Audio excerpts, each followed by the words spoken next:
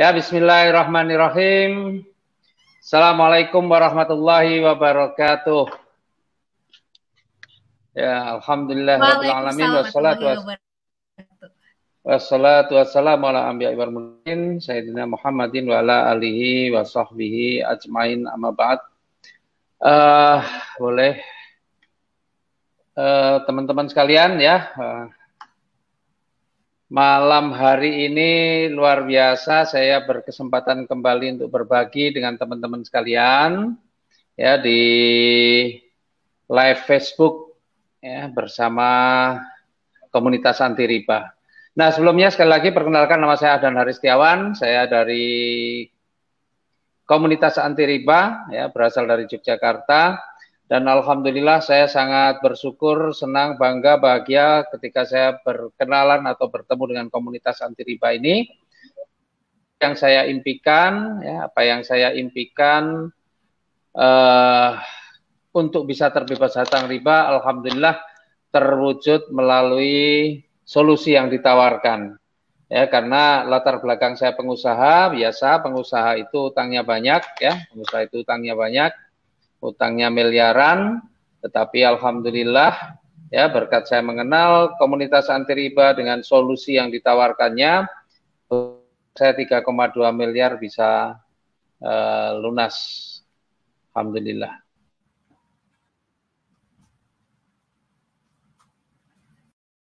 Nah, Bapak Ibu sekalian, ya sekarang kita akan mengenal lebih jauh tentang PT BES. Ya, PT BES itu adalah singkatan ya, BES itu singkatan dari Bandung Eko Sinergi Teknologi. Ya, ini adalah sebuah perusahaan yang bergerak di bidang penjualan langsung. Sesuai dengan namanya, alamatnya pun juga ada di Bandung, di Grand Suropati Kor, Jalan Mustafa nomor 39, Bandung. Nah, yang menarik dari PT BES ini adalah visi, misi, dan motonya. Ya, visi, misi, dan motonya. Visinya adalah menjadi perusahaan bebas riba yang membantu umat terbebas dari hutang dan riba. Coba Bapak Ibu cek, ada nggak perusahaan yang punya visi seperti ini selain PT BES? Bapak Ibu nggak akan temukan ya, perusahaan yang punya visi membantu umat bebas hutang riba. Yang ada adalah banyak sekali adalah perusahaan-perusahaan yang justru menawarkan hutang dan riba. Saya saja sampai hari ini masih sering banget dapat SMS pinjaman gitu ya.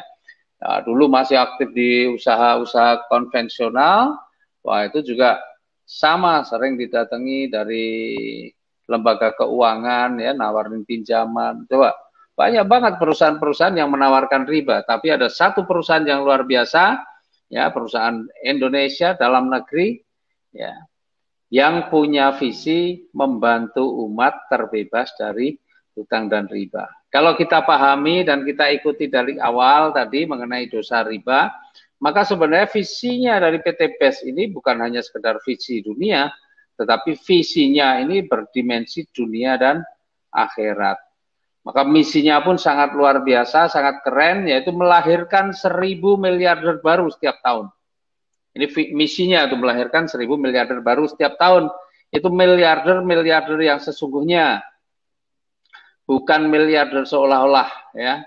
Tadi kita lihat dalam 2,5 tahun saja sudah membagikan sekian banyak. Itu masih di awal-awal dan PT BES insya Allah semakin tahun maka akan semakin banyak, semakin meningkat orang-orang yang kemudian menjadi miliarder bersama PT BES. Miliarder yang sesungguhnya. Secara pribadi ya saya sendiri mungkin ya orang menganggap sudah menjadi miliarder sudah lama. Ya. Mungkin ya secara pribadi, tapi itu seolah-olah. Kenapa seolah-olah? Ya punya rumah nilainya miliaran, tetapi sertifikatnya nggak di rumah. Maka pertanyaannya itu sebenarnya rumah siapa? Rumah saya atau bukan? Ya, kalau rumah saya lupa 4 bulan ngangsur kok ada yang ribut, berarti itu bukan rumah saya. Baru seolah-olah itu rumah saya gitu ya. Mobil sertifikat BPKB-nya nggak di rumah dan sebagainya lah. Nah, jadi banyak sekali di luaran sana orang-orang yang kelihatannya miliarder, tapi bukan miliarder yang sesungguhnya, tetapi miliarder seolah-olah. Punya motor seolah-olah, Karena kalau nggak cicil 3 bulan, 4 bulan, tiba-tiba di jalan bisa saja di stop, kemudian dirampas motornya, dirampas mobilnya. Banyak nggak kejadian seperti itu? Oh banyak, ya. Atau didatengin, diteror dan sebagainya. Nah, tapi insya Allah kalau kita nanti ya menjalankan solusi ini bersama PT BES, insya Allah kita akan menjadi miliarder yang sesungguhnya, seperti yang tadi Bapak Ibu lihat orang-orang yang sebelumnya ditampilkan itu, ya foto-fotonya. Nah, mereka itu adalah miliarder-miliarder yang sesungguhnya, bukan seolah-olah. Hampir semua aset yang dimiliki, ya surat-suratnya semua ada di rumah. Kemudian motonya adalah go berkah no riba. Apapun ya, kita selalu berusaha bahwa rezeki yang kita peroleh ini adalah rezeki yang berkah. Nah, untuk mendapatkan rezeki yang berkah itu salah satunya ya mau nggak mau harus kita tinggalkan riba. Karena selama kita masih terjebak pada riba, ya maka rezeki kita nggak akan berkah. Karena riba sendiri itu haram. Riba itu haram, dan di dalam sesuatu yang haram tidak akan ada keberkahan. Makanya kita harus tinggalkan riba. Maka go berkah, no riba. Tadi kalau MC kita Mbak Fani ya, PT BES go berkah, no riba ya, karena memang itulah moto dari PT BES. Nah, PT BES ini adalah perusahaan yang legal, semua legalitasnya lengkap ya. Kemudian kita juga punya produk-produk yang halal dan sistemnya juga sudah sesuai dengan syariah karena tidak mengandung unsur maisir, gharar dan riba.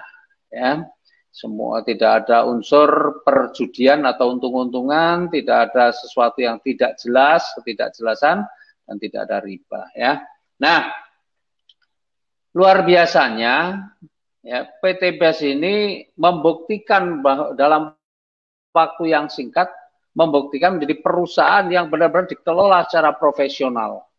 Ya, sehingga dalam waktu singkat pun kemarin di tahun 2020 di ajang Helmi Atamimi Award, ya ini kebetulan setelah tahun 2020 belum diselenggarakan lagi karena ada pandemi ya. Nah, di tahun 2020 di awal 2020 PT BES ya di ajang Helmi Atamimi Award meraih 3 penghargaan sekaligus. 3 penghargaan ya. Penghargaan yang pertama adalah the best member growth of the year. Jadi pertumbuhan mitra yang paling banyak ya pada tahun itu. Kemudian yang kedua menyabet the most fastest growing company. Nah, ini yang perusahaan yang pertumbuhannya juga paling dahsyat ya, paling hebat. Jadi mitranya pertumbuhannya luar biasa. Sebenarnya itu sudah menunjukkan bahwa PT BES ini sangat diminati oleh banyak orang. Otomatis karena pertumbuhannya luar biasa juga, maka pertumbuhan dari perusahaannya pun menjadi dahsyat. Dan yang ketiga kita menyabet the best product of the year. Artinya produk kita ada satu produk yang benar-benar fenomenal sehingga mendapatkan penghargaan sebagai product of the year ya. Nah, itu menunjukkan bahwa PT BES itu tidak main-main, serius, dan bukan sekedar perusahaan asal ada, tapi benar-benar perusahaan yang dikelola secara profesional sehingga ada prestasi-prestasi atau ada penghargaan-penghargaan yang akhirnya bisa diperoleh. Oke, Bapak Ibu sekalian, sekarang kita akan lebih detail menjelaskan tentang direct selling, karena PT BES adalah perusahaan yang bergerak di bidang penjualan langsung atau direct selling. Nah, seperti apa sih direct selling itu? Ya, direct selling itu dari pabrik kemudian ke PT BES.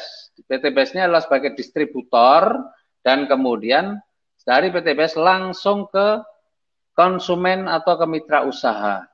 Ya, ini dari produknya itu dari pabrik langsung ke PT BES, baru ke mitra usaha. Jadi kalau kita cari beli di toko, di supermarket, ketemu nggak? Nggak akan kita temukan. Bahkan iklan-iklan di TV, di koran, di majalah, mungkin di radio juga kita tak cari-cari, ya insya Allah nggak akan nemu iklannya produk-produk PT BES. Karena ini ciri-ciri perusahaan penjualan langsung adalah seperti itu. Nah, sekarang saya mau bandingkan ya, antara perusahaan penjualan langsung dengan retail konvensional. Nah, kira-kira nih keren yang mana nih, gitu ya. Nah, sekarang di perusahaan retail konvensional. Retail konvensional itu anggaplah ya contoh ada mie instan, air mineral, atau ya banyak produk-produk yang Bapak Ibu sering beli itu banyak dari produk-produk yang dipasarkan dengan cara konvensional. Ya, jadi dari pabrik nih ya sebelum sampai ke konsumen melalui jalur yang namanya distribusi. Nah, jalur distribusi itu bertingkat-tingkat, mulai dari agen langsung lah, kemudian ada agen provinsi, agen kabupaten, kecamatan, baru sampai ke toko atau pasar. Makanya kalau Bapak Ibu lihat nih ada kolpok bawa mie instan itu, kemudian Bapak Ibu stop mau beli, dikasih nggak? Nggak dikasih. Kenapa nggak dikasih? Karena itu masih dalam proses distribusi. Bapak Ibu baru bisa beli di mana? Di toko atau di pasar.